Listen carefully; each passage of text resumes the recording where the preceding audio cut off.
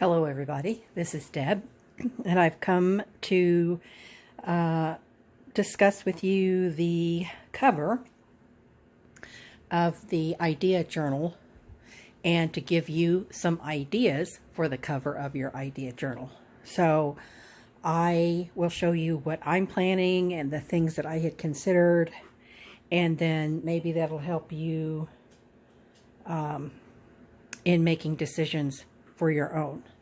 So the first thing I wanted to show you is that I have decided that I am going to use a ready-made notebook. Now both of these they have what is called a traveler's notebook. Typically it is narrow and tall like this. I got these in bulk on Amazon.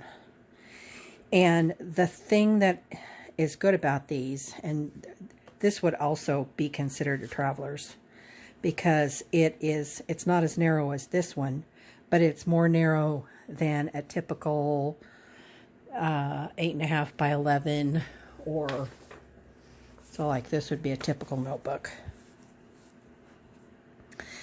So the thing I like about these for this particular project, and I mean others as well, but I chose it for this project because I like the idea of having a traveler's notebook in not bound in a permanent cover. So I'm going to make a cover, but these are not going to be bound into it. They're going to be in with elastic, like we did this one, or like I did this one. So you can see how this slides out, and then you can put a new one in its place. So that's how I'm going to do my cover, so that I can just slip these notebooks in when it's full and then start a new one. So this is the size that I'm going to use, which is 5.5 by 8.5. So it's 8.5 tall, 5.5 wide. And I think that that's going to be big enough to put my samples and my my ideas in. So the one that this one happens to be blank, but you can get them with grid or dot or whatever it is that you like. So that's the notebook that I'm going to use. Now I'll show you about the cover. So what I did was I took a, let me get one,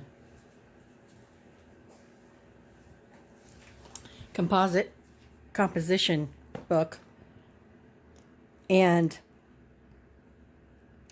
because it has a spine already, I chose to use that. They've already done all of the binding and all that stuff, and when you see what I'm going to make, then you'll understand that.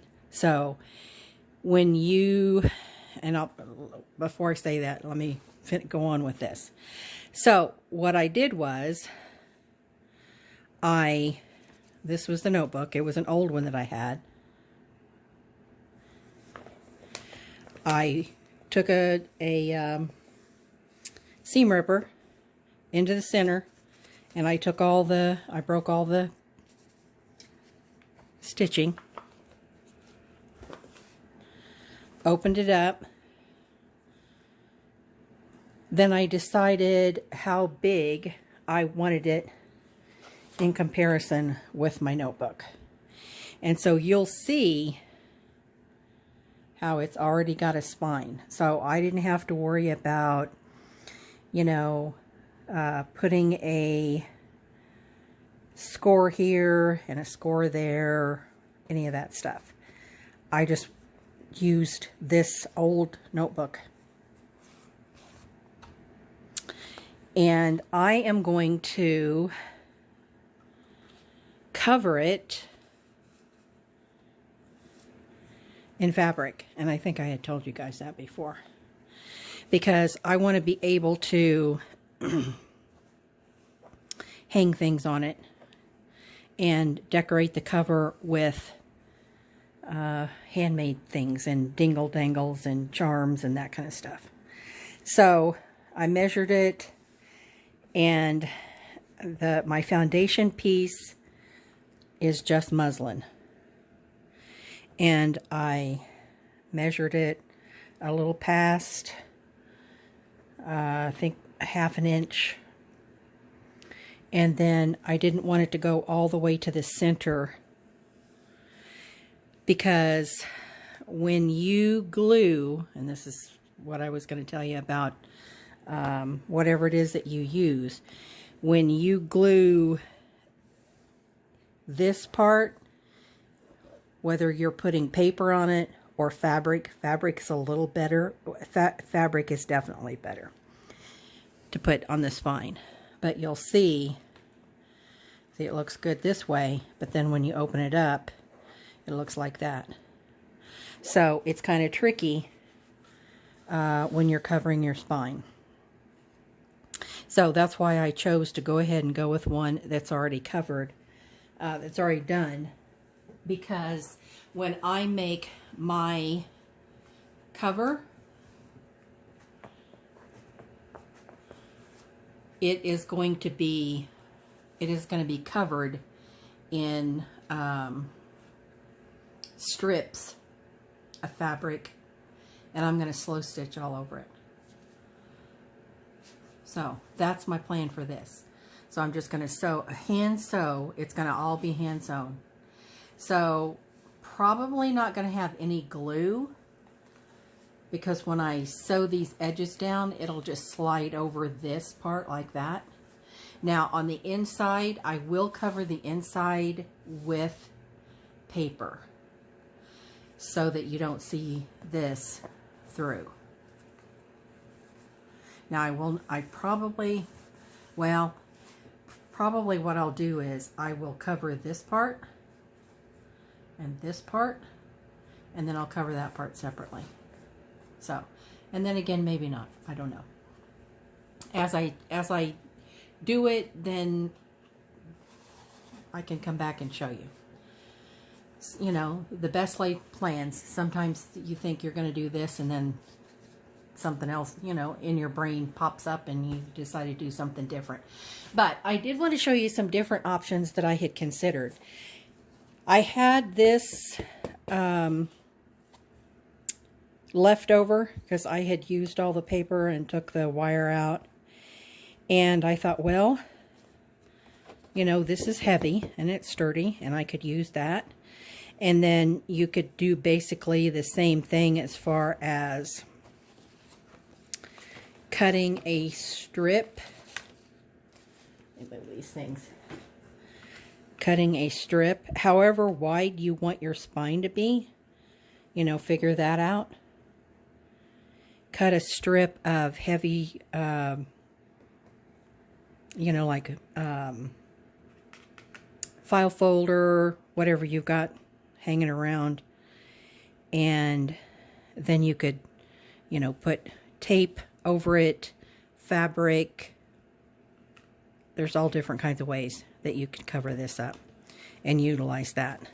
So that's something I was saving, but I'm still saving it. I chose to go the other way. So here's another option, and that would be cardboard packaging. Cardboard packaging is awesome because it is sturdy, but not so sturdy that you can't work with it and bend it, and that you couldn't put another score line in here as your spine. So now there are some that are a little heavier, And I think maybe it was cereal. I don't remember. But anyway. So there's an option. Another option would be packaging. I love these envelopes that come from Amazon. They're so crunchy and nice. And, you know, they're tall and skinny like a traveler's notebook. I really like this size, this style. And, you know, you could cover it, put your 3-hole punch, and then make a separate signature to go into the cover, which would be awesome. I've made several out of this, but I really like that crunchiness. So, but again, this is basically only going to be for one signature because, I mean, you could, you know, with some finagling, you could get a spine in there, but this one's not very big. If it was a bigger one, it'd be better. It would be different. But here's the thing. You can't cut these because inside here is foam rubber. You know, little foam to protect the whatever's being mailed. So you can't really open this. You need to use it intact like this. Okay. Another option would be a file folder. So, I mean, this is an old one. You could buy them if you don't have them or whatever. Excuse me. The good thing about these are they've got the spine already, you know, scored and all that. And so with this, you can see you could have the side of the cover, and 1, 2 signature places for your signature. So, you know, you just cut this down to the size that you want. Another option, and I seriously considered this one, is to use a ready-made book, not one that you're going to disassemble. You're going to leave it whole. So, for example, this book, bought it used at a used bookstore. But the thing about this book is it has got beautiful pictures already in it. So you wouldn't have to decorate this at all. When I say that, I mean you don't have to cover the pages. So let me show you what I'm saying. I had considered, and I think I showed you this in one of the, in the last video, I had considered using this book, which is awesome. But see, the pages, I would have to cover the pages. Well, I don't want to do that. I don't want to cover the pages. If it was going to be a glue book, then I would. But for my sample or idea book, I don't want to have to go to all the trouble of covering this, you know, and then I want my book to be ready-made. You are welcome to do that if you like. I mean, I do want to use this book as a glue book, and I do my glue book exercises in there, but it wasn't right for this project. This type of book would be excellent because, or at least for me, because like I said, the pictures are beautiful. You don't have to worry about covering them up. You know, you could sew your ruffle here. You know, you could put your corner tuck there. You know, you could just go ahead and glue your samples onto these pages and you don't have to worry about decorating your pages. So that is another option. So what I will do next is I will begin to work on my cover and doing all the handwork. And so when I come back, I will have all the handwork done. I'll show you some of the fabric and some ideas that I'm thinking about. So these are just scraps of fabric that I have, and they would be in strips, and I'm not going to, they're not going to be nice and neat and fancy. I want my cover to be primitive looking. I really like primitive, and so that's what I'm going to do, is I'm going to make it primitive. So I'm not one to put a lot of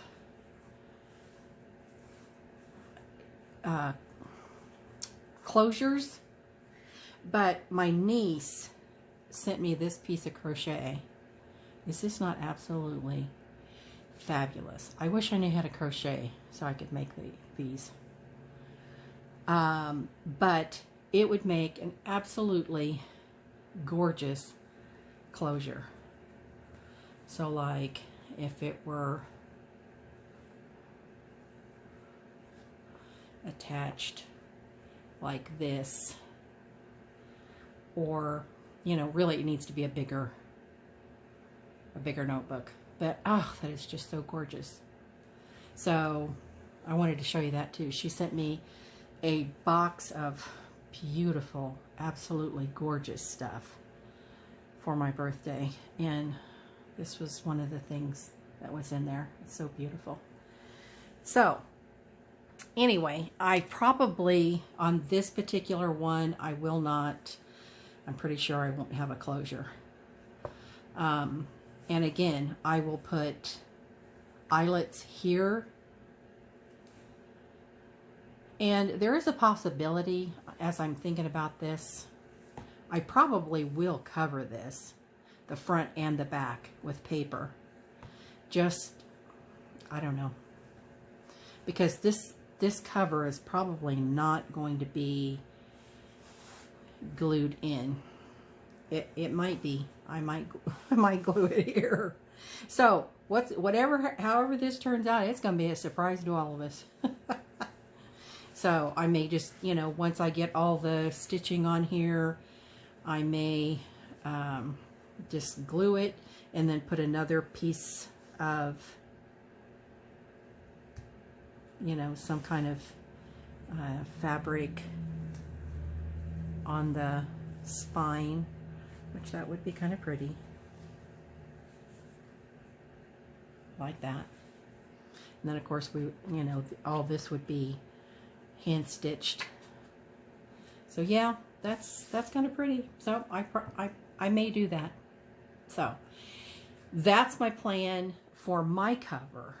So if there are ideas that you have and would be, you know, would like to share those within our Facebook group, that would be great. I'd love to hear what it is that you're planning to do or what you're thinking about doing.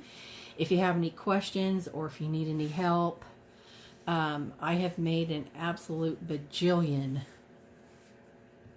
journals from every kind of, you know, material that you can think of, from file folders to, I mean, just plain old bags. Which is another idea for you, is to just use a plain bag.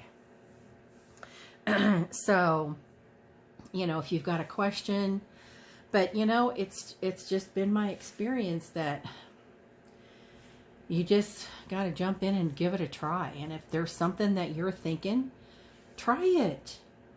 And if it works, great. If it doesn't work, then you've learned something. But most generally, if there's something that I have done and, you know, I wasn't crazy about it, I just kept at it and kept at it, and I did this, and you know, sometimes you just got to pull things off, even though it's glued on there. You just got to pull it off and say, I don't like that, you know, and then slap something else over the top of it, or don't pull it off and just slap something over the top of it. That's the thing about paper crafts. you know, you can change and glue on top of, and just do all kinds of stuff. So you're only limited by your imagination. And I've got a vivid imagination, let me tell you. So I had considered also the possibility of using, let me show you this, which you all know what this is. This is hops batting. And I had considered using that on the inside. And I still might. I don't know. Because that would be kind of cool to have the cover nice and soft. So yeah, I mean, I may. That looks pretty good. I do like that. So, you know, or, you know, another option would be to glue the hobs onto the book and then put this over the top of it. So see, there's, oh my gosh, there's just a bajillion different ways that you can do all this. So my suggestion is get an idea in your mind of what size that you'd like it to be, what style you'd like it to be, what it is that you're thinking, and then what could you make it from? You know, what do you already have on hand? Maybe you could make it out of envelopes, or, you know, you got those big yellow envelopes. That would make a great cover. You know, and then how are you planning to decorate it? You know, or are you going to decorate it? You know, you could leave it just exactly like this and decorate that cover and put your samples inside. You don't have to go through all this that I'm going to do. You can just, and then you'll have a set of idea books. So here's, you know, you could put a label on there, idea book 1, and then date it. And then when it's full, go to the next one, idea book 2. So whatever is convenient for you, whatever appeals to you, that's what I encourage you to do. And if there's any questions, or you have any comments, or whatever your ideas might be, I love hearing that stuff. I love hearing whatever your ideas may be, because that's the idea behind, you know, sharing and encouraging each other.